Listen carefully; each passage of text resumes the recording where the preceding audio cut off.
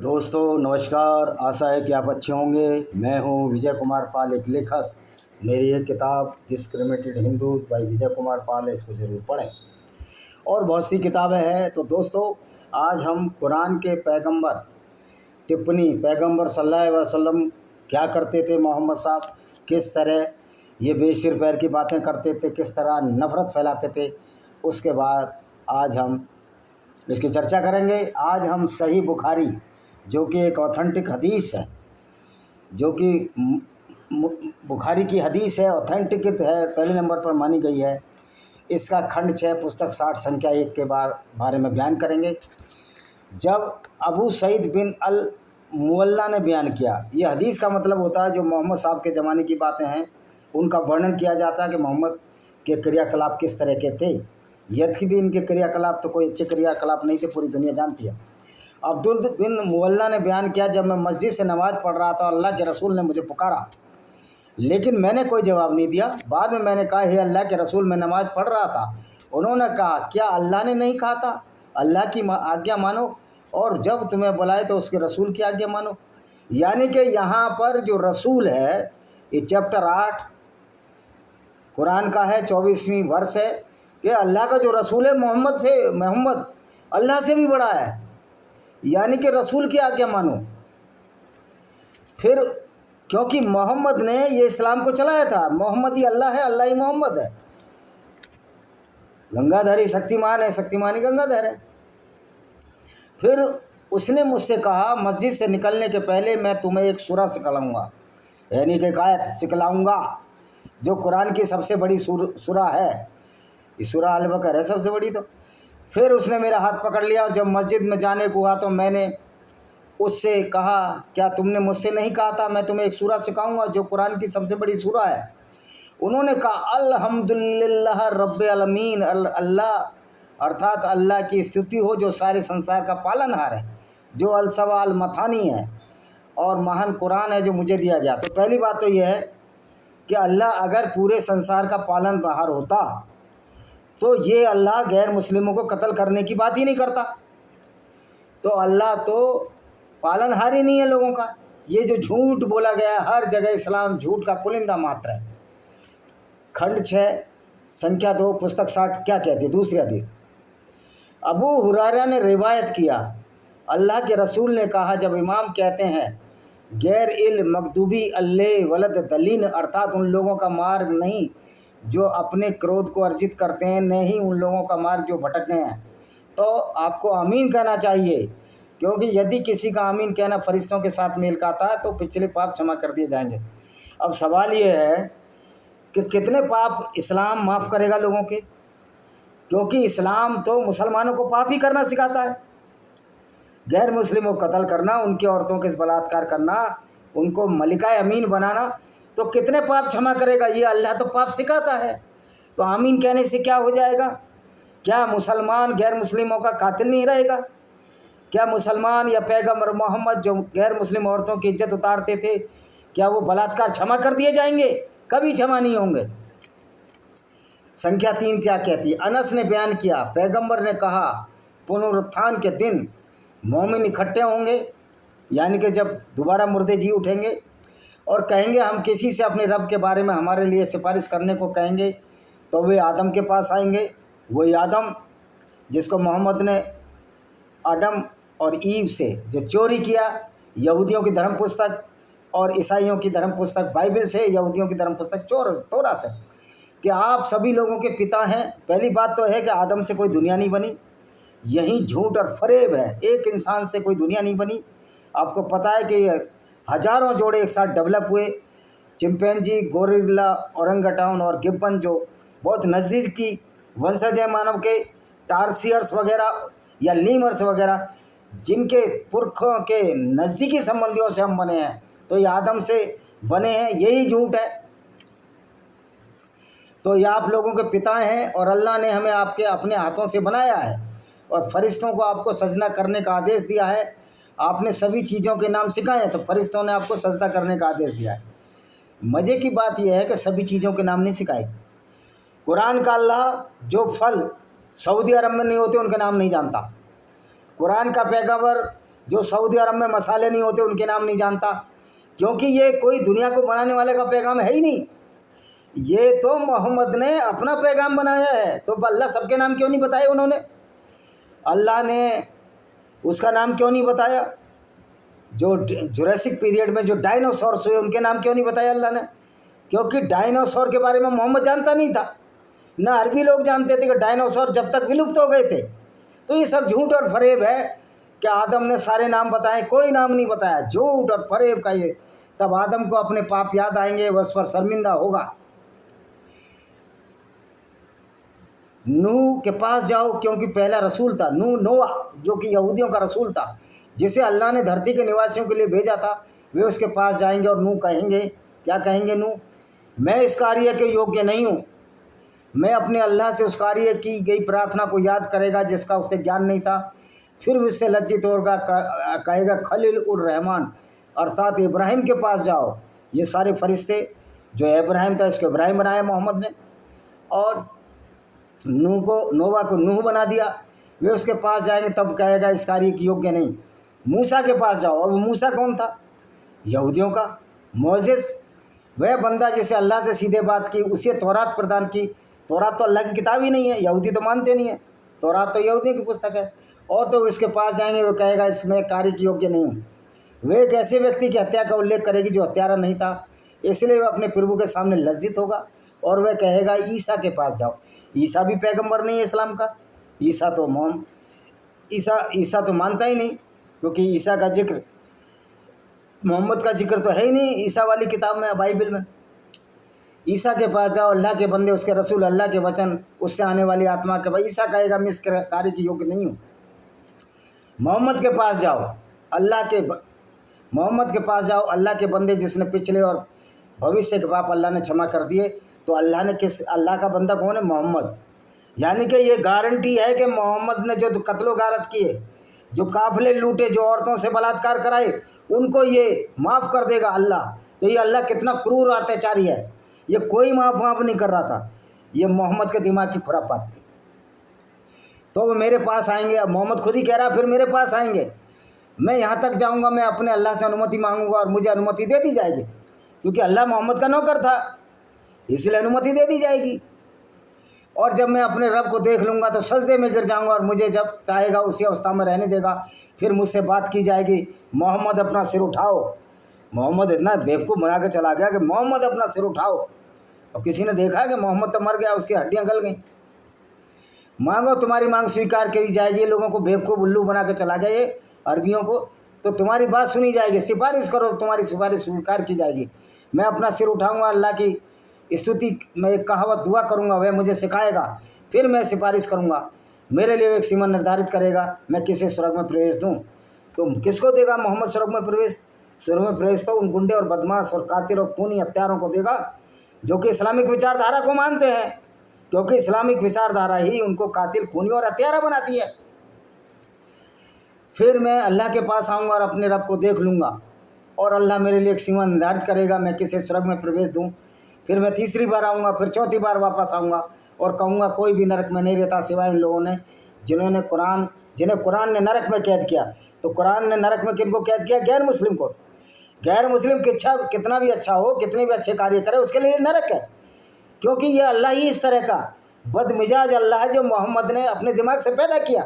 क्योंकि मोहम्मद भी इस तरह के बदमिजाज थे। बदमिजाज उन लोगों को कहा जाता है जो पूरी दुनिया से नफरत सिखाते हैं, और मोहम्मद तो चलता फिरता नफरत का पुतला है। और उनके लिए नरक में हमेशा के लिए नियत है, यानी कि हम गैर मुस्लिमों के लिए, या जो किसी भी धर्म को नहीं मानते, वो भी नरक में जाएंगे। अबू अब्दुल्ला ने कहा कि जिन लोगों ने कुरान को नरक में कैद किया है, अब कुरान को नरक में कैद किया, कुरान ने नरक में कैद किया, तो कुरान अल्लाह का किताब ही नहीं है। कुरान तो एक मोहम्मद की किताब है जो अपने फ़ायदे के लिए बनाई थी, और ये मोहम्मद हद दर्जे का स्वार्थी था, हद दर्जे का स्वार्थी था। इसलिए मोहम्मद ने अपने फ़ायदे के लिए सारी आयतें उतारी, और एक ऐसी कौम को पैदा करके चला गया जो आज पूरी दुनिया को बर्बाद करने में तुली है, जिसको हम इस्लाम के नाम से जानते हैं। अब एक दूसरी हदीस है, पुस्तक संख्या 4 कहती है, अब्दुल्ला ने बयान किया, मैंने पैगंबर से पूछा अल्लाह की नज़र में सबसे बड़ा गुनाह क्या है?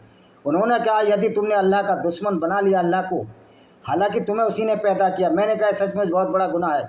अल्लाह को कोई दुश्मन नहीं बनाता, अल्लाह है ही नहीं, अल्लाह की औकात ही नहीं है वो हमसे दुश्मन ही मोल ले, क्योंकि अल्लाह मूर्ख है। कुरान का अल्लाह मूर्ख है।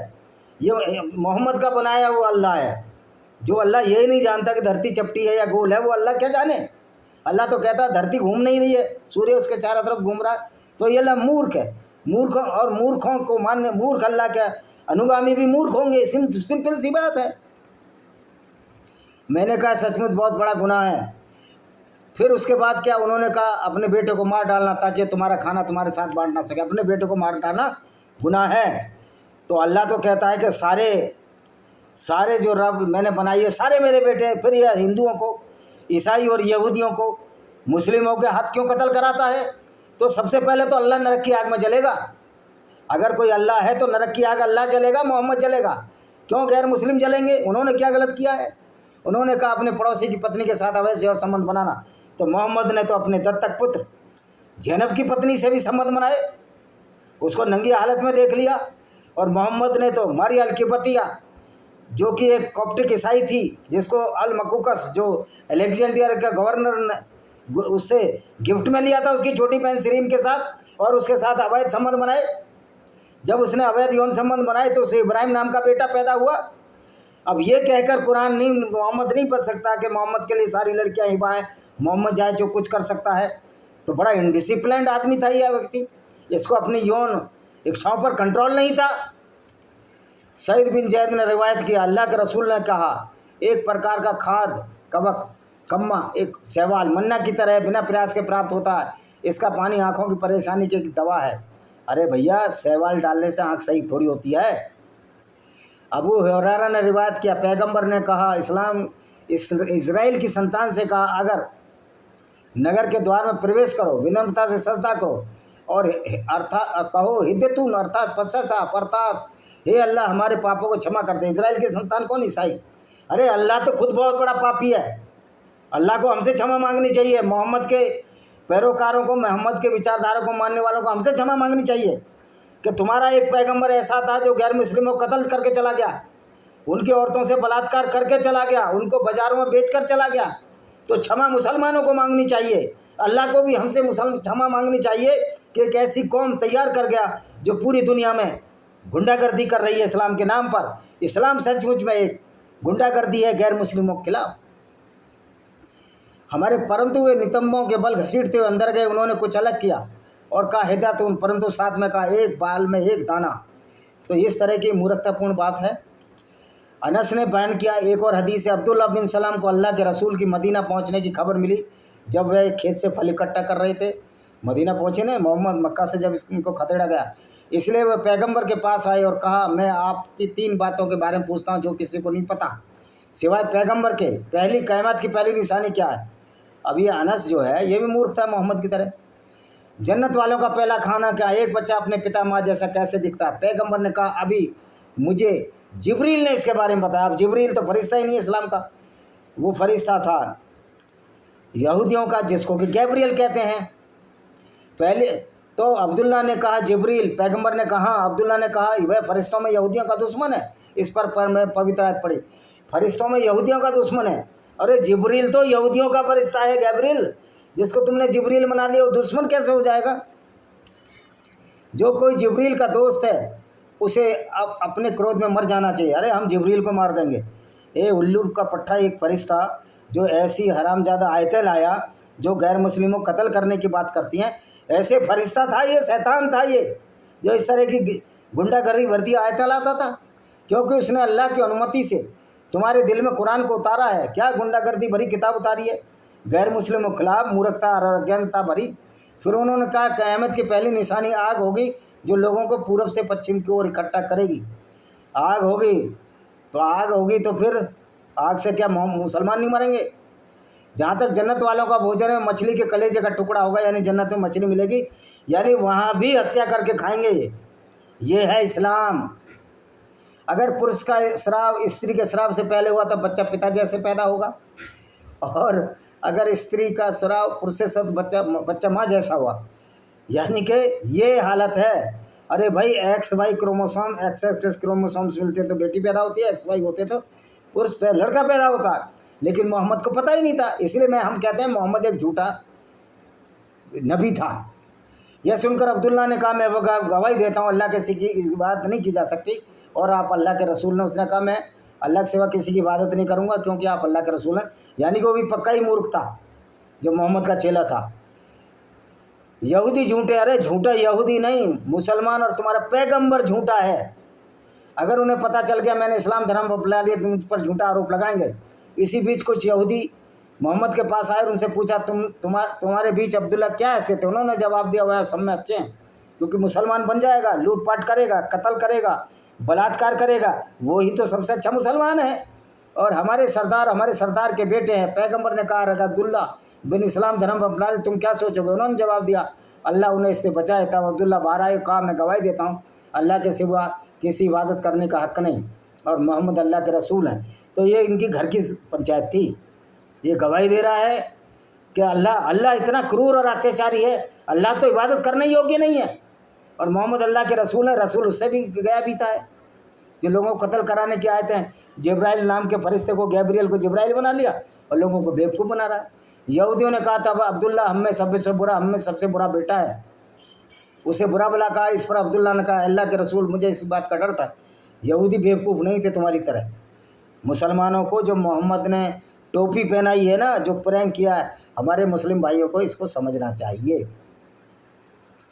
इब्न अब्बास ने बयान किया एक और हदीस, उमर ने कहा, हमारे सर्वोत्तम कुरान वाचक उबे हैं और हमारे सर्वोत्तम न्यायाधीश अली हैं।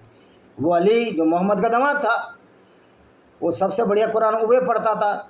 और कुरान में ऐसी क्या बात है जो, ये तो मूर्खता भरी किताब है, इसको तो कोई पढ़ लेगा, अरबी पढ़ने वाला कोई भी जान सकता। इसके बावजूद हम उबे के कुछ कथनों को छोड़ देते हैं, क्योंकि उबे कहते हैं, मैं अल्लाह के रसूल से सुनी किसी बात को नहीं छोड़ता, जबकि हम जिस आयत को रद्द करते हैं, भुला देते हैं, उससे बेहतर कोई आयत ला देते हैं।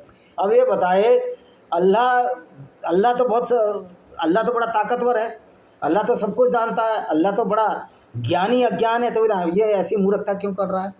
चैप्टर 2 सूरह अल-बकरा की 106वीं आयत, ये कि मूर्खता क्यों कर रहा है कि इस आयत को रद्द कर देता है या भुला देता है।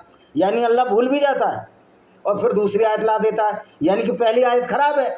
अल्लाह का दावा है ना कि हमने कुरान भेजी, कुरान से पहले यहूदियों की धर्म पुस्तक तोरा भेजी, फिर बाइबिल की धर्म पुस्तक भेजी बाइबिल, फिर हमने दूसरी किताब भेज दी कुरान। तो अल्लाह तो बेवकूफ़ बना रहा है, ये अल्लाह की किताब ही नहीं है। कहीं भी अल्लाह का नाम है क्या? यहूदियों की धर्म पुस्तक में और बाइबिल की धर्म पुस्तक, बाइबिल में कहीं भी नाम नहीं है। तो ये मोहम्मद, हदीसों साबित होता है कि मोहम्मद और कुरान एक झूठा फलसफा है, एक झूठ है, इसके सिवा कुछ नहीं। और अल्लाह भी मोहम्मद का बनाया हुआ अल्लाह है, जिसको अल्लाह मोहम्मद ने अपनी स्वेच्छा से बनाया था। इसी के साथ हम इस वीडियो को विराम देते हैं। वंदे मातरम, जय हिंद, आपका दिन शुभ हो।